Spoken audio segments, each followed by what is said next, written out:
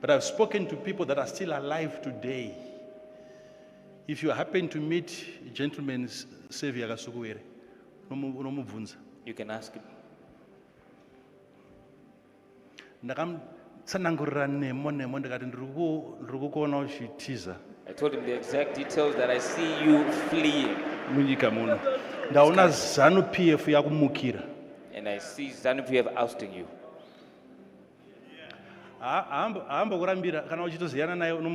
You'll never deny that if you know him. Ask him. Kuti, when was that? How many years before? Anga akagara so pasofa. Achipeta tai yake aipeta umva isiya yorodunuka. Oipeta. Oisiya yorodunuka. Zvikanzi. Akati ndiana ngatidzinge mu Zanu-PF.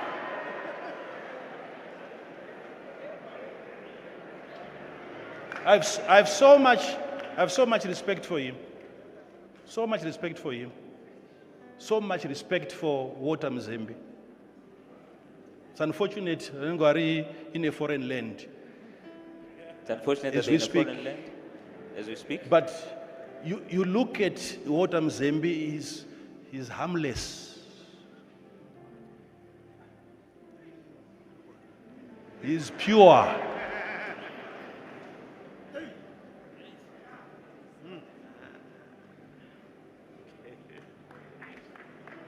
If they can let them in, back into their country, it will be a blessing for your country.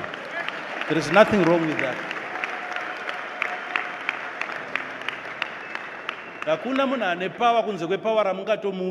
There's no one who has any power outside of the power you give him.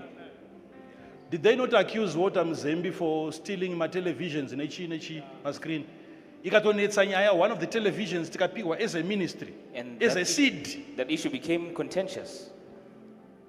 But akabuda chinza ma TV wayo akaba. And it came out that those TVs apparently were stolen. Yet it was a clear donation in ema papers ayo nechine chitikapiwa as a church kuti pamene muchiparidza pepe munge mine screen wako.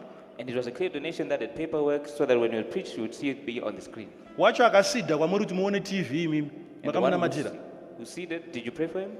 Imi ndimuri mu Zimbabwe iye ari muno. You're the ones in Zimbabwe. Is he in Zimbabwe? Zimbabwe inawo maropafadzo. Zimbabwe is full of blessings. Dzosai vana venyu vari kudiaspora vese nevari kushanda kunana UK nevari kushanda kupi. Bring your children back from the diaspora. Maropafadzo enyika akabuda iyo. I-education yenyika yakabuda iyoyo. Those are the blessings of the country that have left. That's the education of the country that has left. Ndiri kuzwika here? Do you hear me well? Ndiri kuzwika here? Can you hear me?